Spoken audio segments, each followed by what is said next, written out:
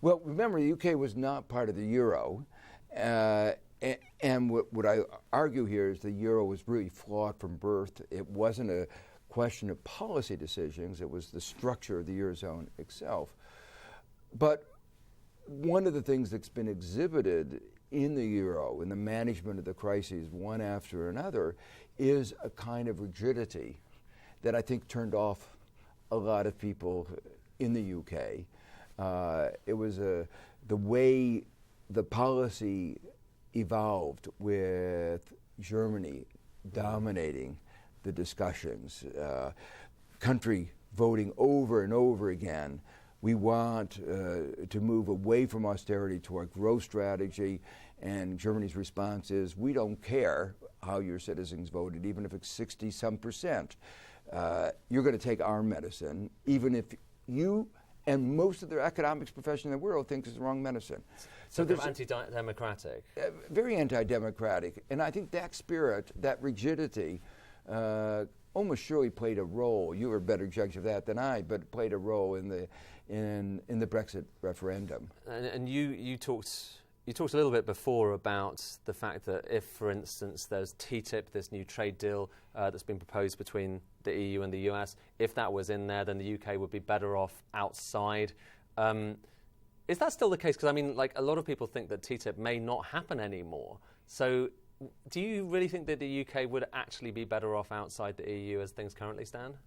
Well, you can't answer the question whether it's better off or worse off, because you don't know what kind of deal that you are going to be able to reach with the EU, and there's an inherent uncertainty in that. It's not even clear what your government wants, not clear what the EU's response. Certainly clear the markets do not think that it's going to be a disaster. The markets have not gone down. I think among many economists, the real worry is not the short run, the medium term. And among what my concern was a little bit the politics, the momentum that this would give to the disintegration of Europe, the reversal of a century of European integration, century and a half, and moving away, and it's that political consequence that may be really far more important than the economic. A lot of people are looking at the economic numbers that we have now, and consumer confidence doesn't look like it's too bad. House prices don't look like they've come down all that much as of yet. GDP looks okay for the time being, and are saying to themselves, was there just a lot of scaremongering? Might things be okay? In fact, might we actually be able to be better off outside than in? Well, there clearly was some scaremongering, but remember, there was a lot of uncertainty, and a lot of economists always have in their mind the worst case scenario, and they're saying you're taking a big risk. You haven't seen the big benefit. You took risk. The fact that but those it's a risk that might pay off. I mean, it could pay off, and you haven't seen the benefits. You haven't seen the cost, and that's why I said before.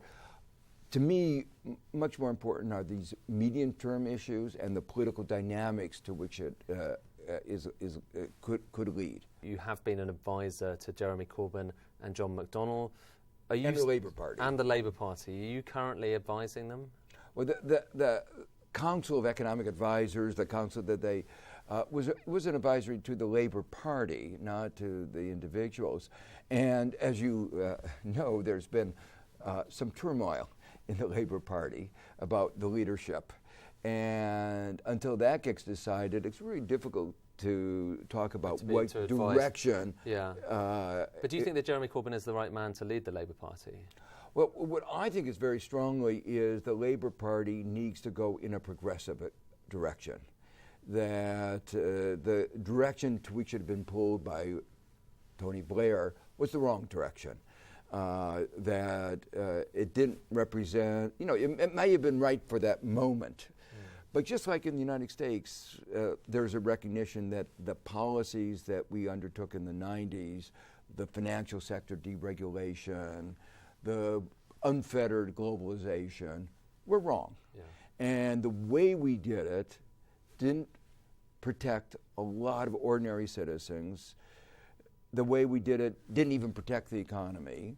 We have the data now, we didn't have then, that show that, for instance, in the United States, the bottom 90% have had stagnant income basically over the last third of a century. That's a failed economy. And all the benefits have gone to the top 10%. That kind of neoliberalism, neoclassical policies are flawed. And so it seems absolutely imperative on both sides of the Atlantic for us to explore alternatives to that vision. And what has me so excited is that on both sides of the Atlantic, young people share that vision that I have as a little bit older person. But specifically, we've had some time to test whether Jeremy Corbyn is kind of capable of taking the Labour Party in that direction. So I suppose there is that question mark whether he is the right person specifically. Yeah, that's the internal politics you have no opinion about that? I only see it from afar, and despite having advised the Labour Party, despite being kind of close to them, you'd rather not. I'd rather not comment because I don't.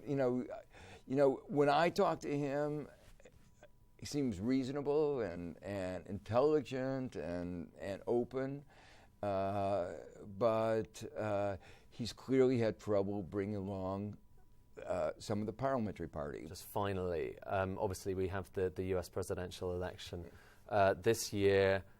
Some people might be looking towards the US, seeing what's happened in the UK with Brexit, and feel that there might be a similar upsurge in the US and that could help Donald Trump. Is that something that you see as a risk? Well, what is very clear is that some of that dissatisfaction with globalization, with lack of trust in the establishment, the realization that after the 2008 crisis, the government came to the rescue of the banks, but not of ordinary citizens, all of that is playing out on both sides of the Atlantic and helped Trump get the Republican nomination. Professor Joseph Stiglitz, thanks very much for joining us. Nice to be here. Thank you.